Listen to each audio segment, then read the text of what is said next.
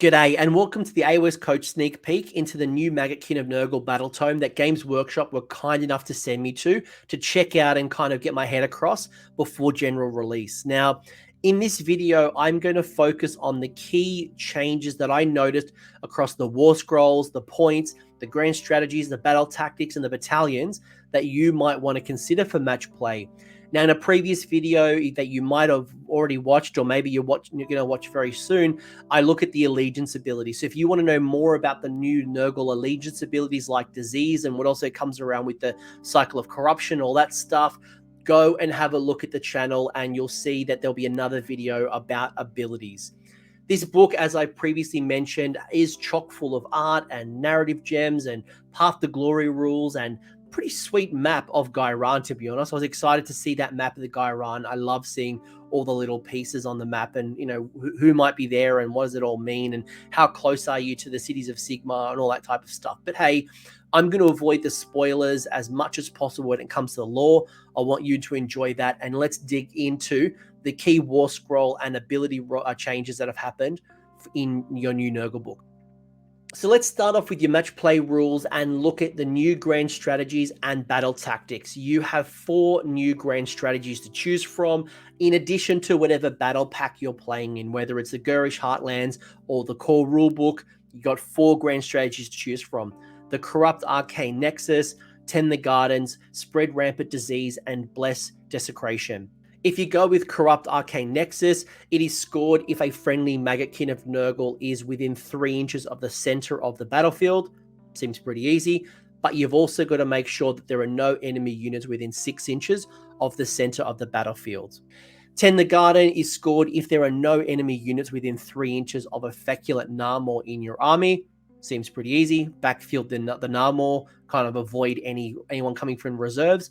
But you will also need to make sure that the Feculent Narmor, you've got one of them summoned in your opponent's territory, and it has to be wholly within your opponent's territory. So consider some of your summoning or your contagion points reserved to get Tend the Garden. If you go with Spread Rampant Disease, it's scored if every enemy unit on the battlefield has at least 1 disease point. So you have to watch out for any heals that might be available to you, but that one does seem a little bit easier to score than some of the others. And then finally, Blessed Desecration requires your general to be immortal, so you can't pick this if your general is a demon. But what you do get is, after deployment, you get to choose 1 terrain feature that's wholly within enemy territory. And if you score control of that terrain by the end of the game, you get Blessed Desecration. Out of the 4 options, I would say Spread Rampant Disease or Tend the Gardens would be my favorites, outside of obviously your generic ones in whatever battle pack you're playing. Hold the Line as an example. Spread Rampant Disease I really like because I think it's pretty likely that you can get 1 disease token on every unit by the end of the game. However, you're obviously at risk of your opponent using a heroic action and then a retreat and kind of run away, heal up and kind of avoid taking damage. So, keep that in mind. I also like Tend the Garden because in the late game and with the right positioning, you can pop a Feculent Narmor into your opponent's territory. And if you are on the flanks of the board, you can ideally summon it away from the main fight and keep your opponent away from that Feculent Narmor. And if they do happen to go for the Feculent Narmor to try to deny you the grand strategy, then it might then kind of allow you to, maybe avoid some of the combats or, let you score up objectives or whatever it might be. There are a bunch of battle tactics to choose from that will be available for selection in addition to whatever is in the battle pack that you're playing in. So Feed the Maggots allows you to score it if you have at least 7 enemy models slain by the disease roll during the turn. So that could be on 1 unit, it could be on multiple units, but as long as 7 enemy models are slain. Nurture the Narmor allows you to pick one of your Feculent Narmors in your army that has an enemy unit within 12 inches of it. Now, you are going to score that if you are able to essentially defend the Narmor. So if you are able to remove those units from outside of 12 inches and make sure you kind of protect it, they're avoiding the Narmor, they've retreated, they've moved, you've killed them, whatever it might be, you score the battle tactic. Gifts of Nurgle you complete if all friendly units on the battlefield at the start of the turn inflict at least 1 disease point on at least 1 enemy unit during the turn. Glory to the Grandfather is going to be scored if there are more enemy units than friendly units destroyed in that turn. The Dronning is scored if there are different friendly units with the Rotfly mount in each quarter of the battlefield at the end of the turn.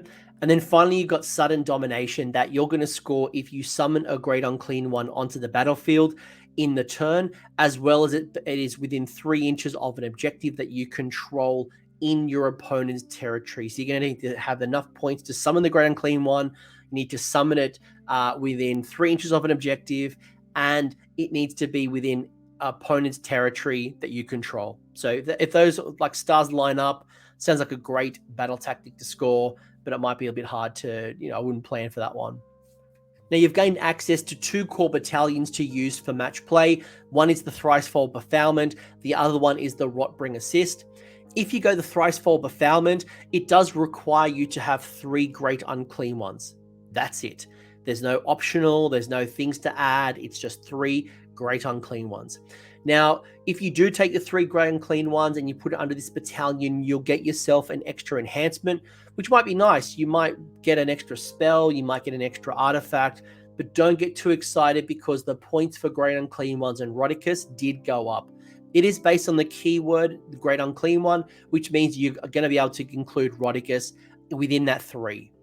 The other battalion is the Rotbring Assist, which is focused more on the mortal side of Nurgle, and it allows you to be a 1-drop deployment. So it does require you to have 1 Rotbringer leader as long as it has less than 10 wounds, and it has the option of 2 additional Rotbringer leaders, again, under 10 wounds.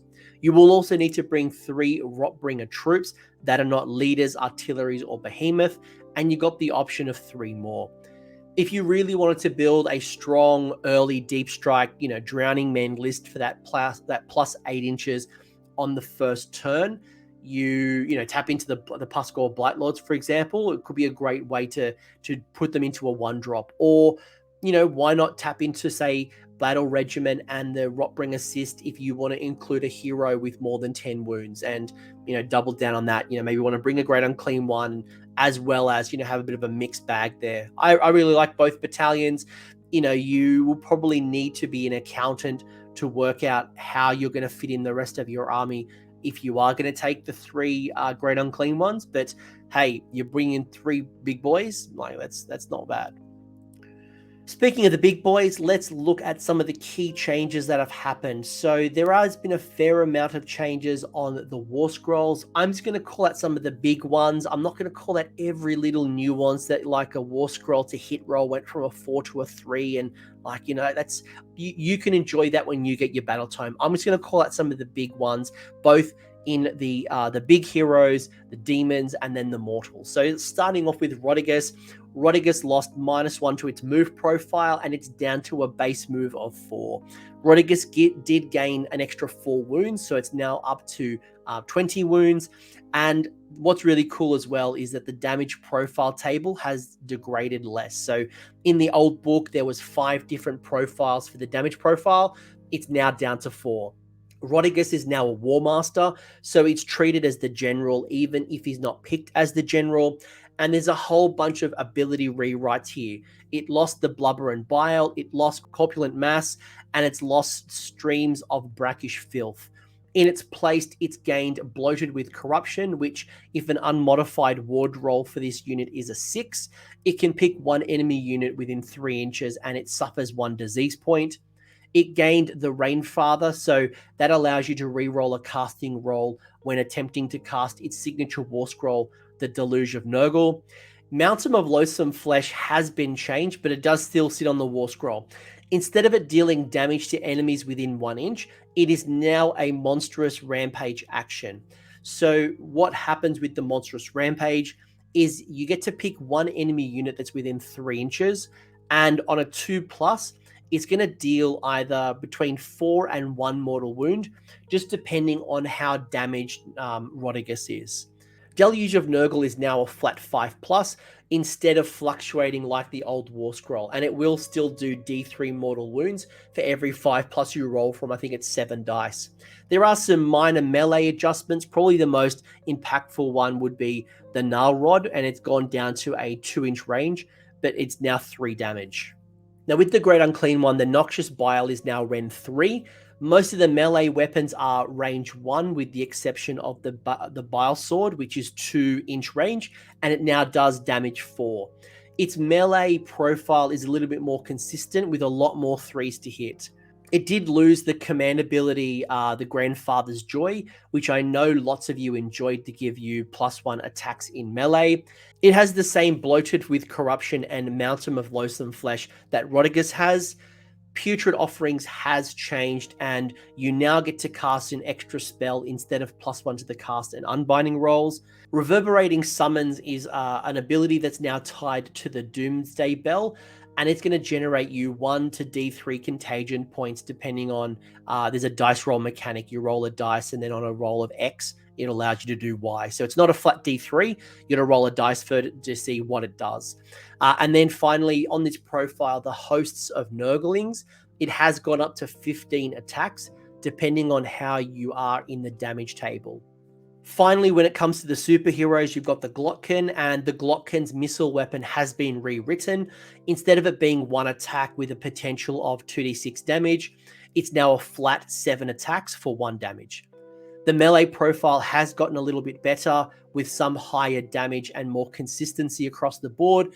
And like Rotigus, it is a War Master, so it counts as a general, even if it's not chosen to be your general. Abundance of Flesh has been slightly reworded, and it's now Fleshy Abundance. Same, but it's now keyworded to mortals only. Your horrific opponent ability has been slightly modified. You still get to roll 2d6 for each unit within 3 inches. It used to be 7 inches. It's now been reduced to 3. And if you beat the bravery of that enemy, it must retreat or suffer d6 mortal wounds. And it used to be, I think from memory, -1 to hit. So the unit has to either retreat or take d6 mortal wounds. I like that. Unfortunately, the range has gone down slightly.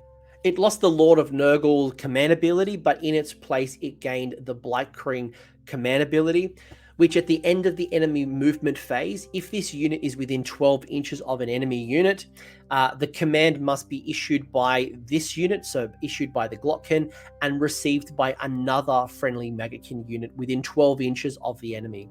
What happens essentially is your unit can that receives the command can charge. So essentially, this is a counter charge in your opponent's charge phase, which I think is pretty sweet. Next up is looking at the demon units, and I've called out the Sloppity Bilepiper, Epidemus, the Poxbringer, the Plague Bearers, and Hoticulus Slimex. The Sloppity Bilepiper has changed slightly, and its war scroll has been updated since the Broken Realms update, so it has actually been updated again. A Stabbing We Will Go is now a +1 to wound, so it's no longer +1 attack. A lot of the other abilities, like the My Love is Like a Ripe Fart, remains unchanged, but Sloppity no longer adds +1 to the bravery to Nurgle demons through the Disease of Mirth.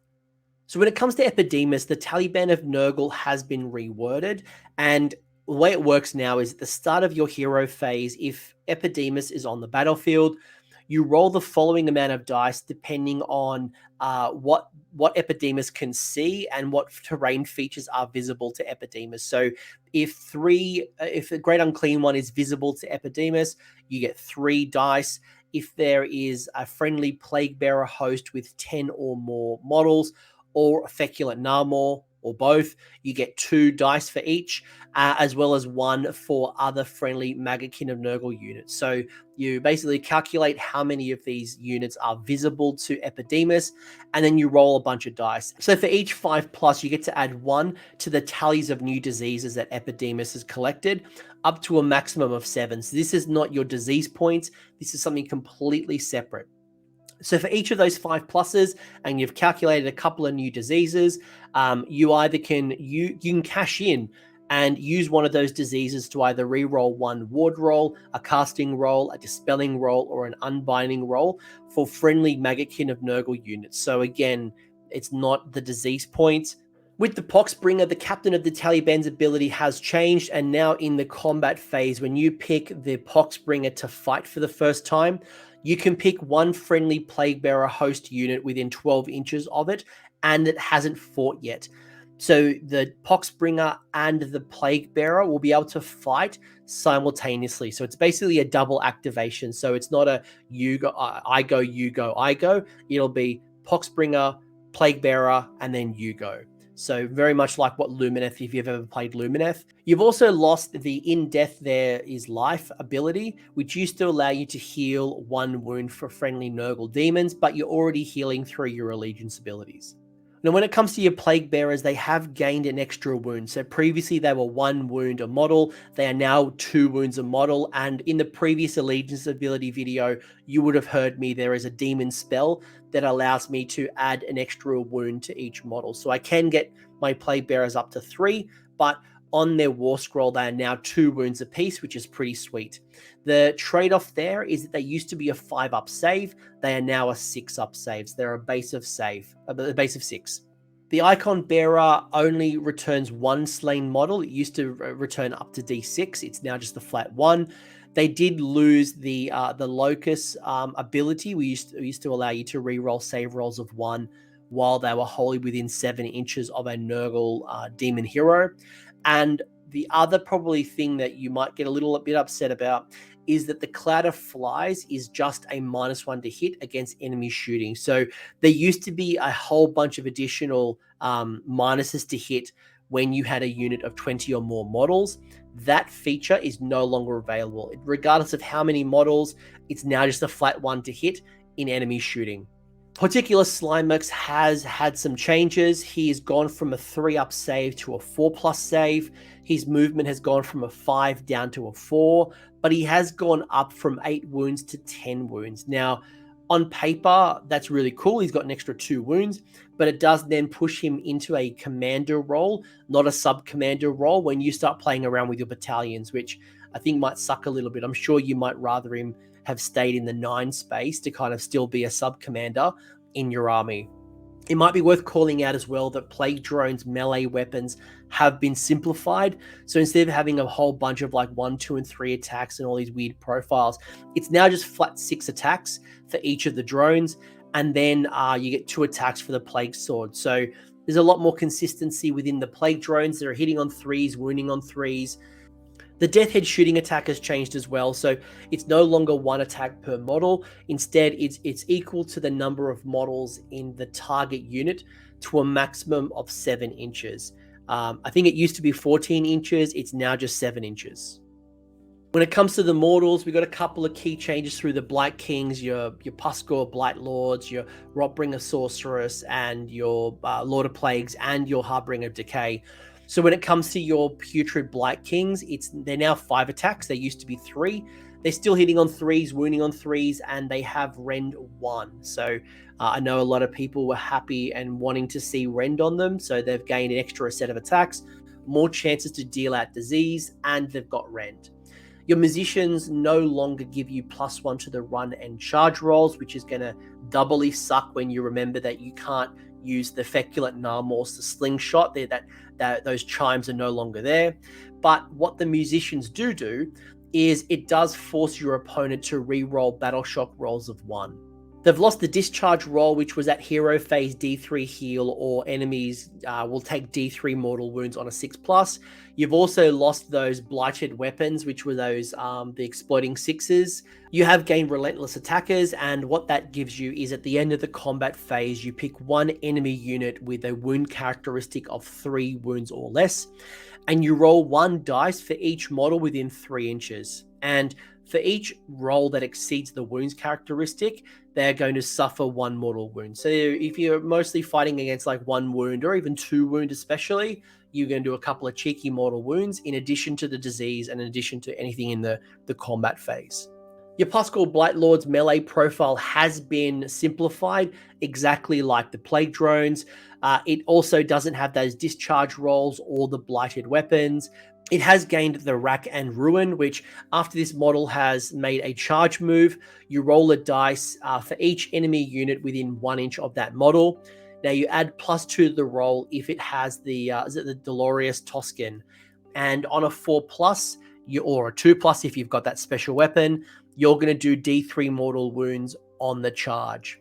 You've also gained the Relentless Attackers that I just talked about with the Blight Kings too.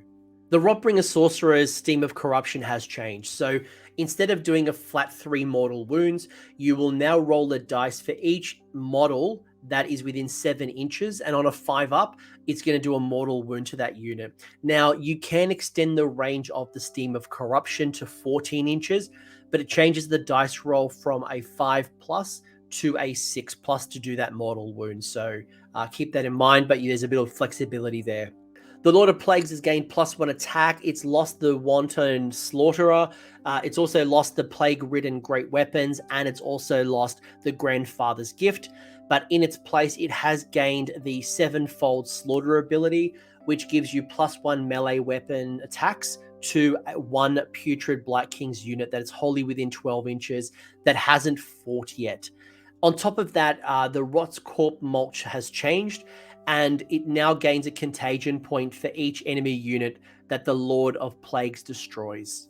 Finally, the Harbinger of Decay has lost the Soulbound Shield, which was a 4+ ward against spells. It also lost the Rot Sword, which was that once per battle mortal wounds, and it's also lost the Morbid Vigor, which was a 5-up ward bubble command ability. It has gained the Augur of Entropy, which within 7 inches of the general at the start of the first battle round, you will gain an extra D3 command points. You've also gained the Shudder Blade, which at the start of the combat phase, you pick one enemy unit within 3 inches and you roll a dice.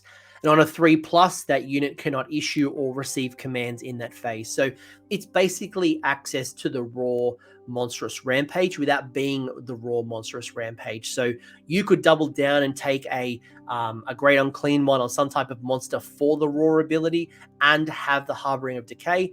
Or if you didn't take a monster and you purely went mortals, you could still have access to that ability despite not having a monster. So I really like that.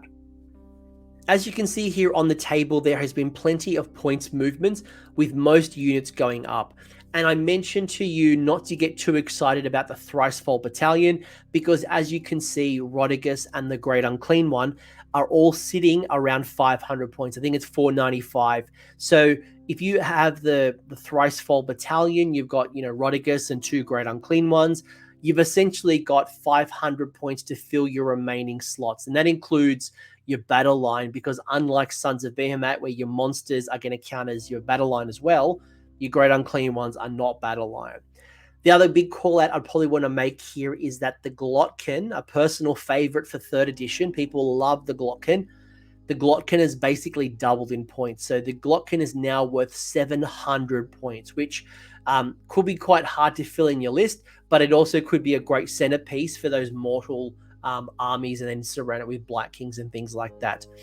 I can only imagine a lot of these units went up in points because you've gotten Disgusting Resilience. In the past, Disgusting Resilience was only for demons, correct me if I'm wrong, but now it's across the entire Maggotkin of Nurgle keyword, and you've also going to heal 1 wound. So, everything kind of went up. Things went a little bit more resilient. You probably need a little bit less bodies, but you're paying for it in points.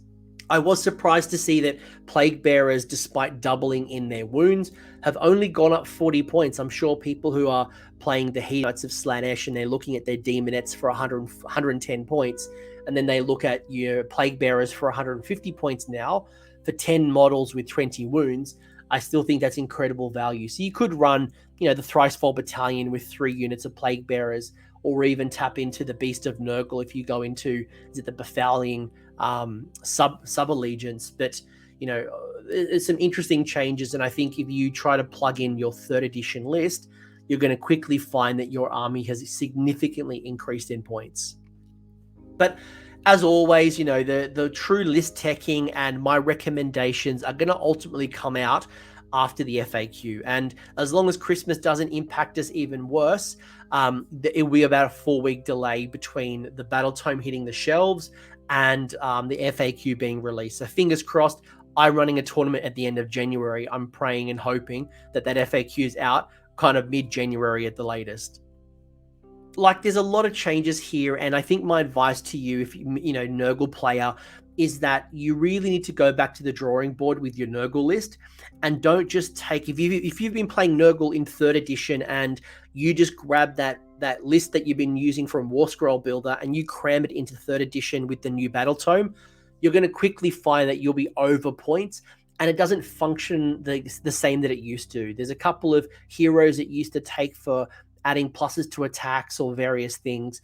They're no longer around, or those abilities are no longer around. So the way that you used to run your list has significantly changed. And I think, when I look at the journey of Nurgle since 1st edition, it felt like the pendulum swung either way. When the book first came out, the demons were hot, then mortals became hot.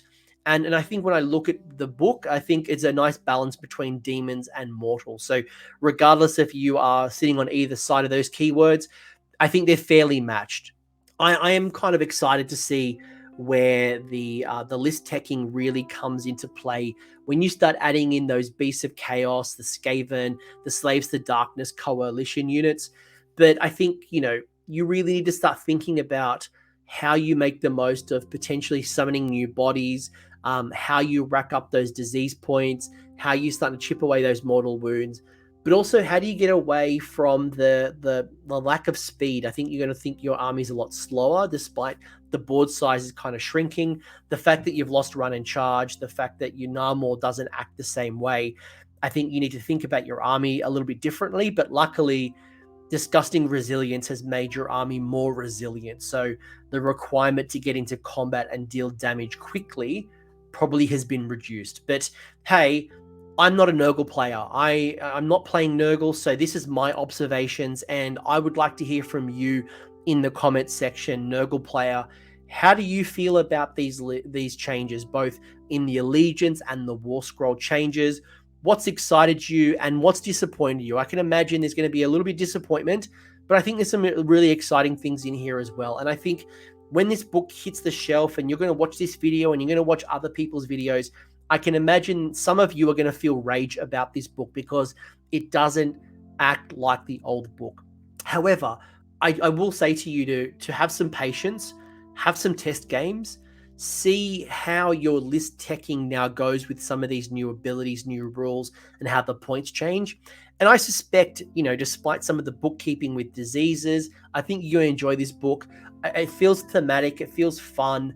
I think it's still competitive, but you're going to have to think about things a little bit differently. But hey, post FAQ, I will get some Nurgle experts on the channel. We'll have some discussions. We'll have a deeper dive, and we'll kind of see how we bring this all together.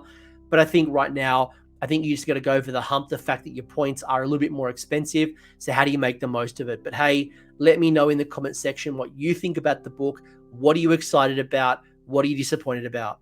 Thanks for sticking around until the end. I hope you found that video interesting and you walked away with a few new ideas. If you did, I would appreciate it if you hit like on the video, as well as left me a comment. Let me know what your thoughts are in the comment section below.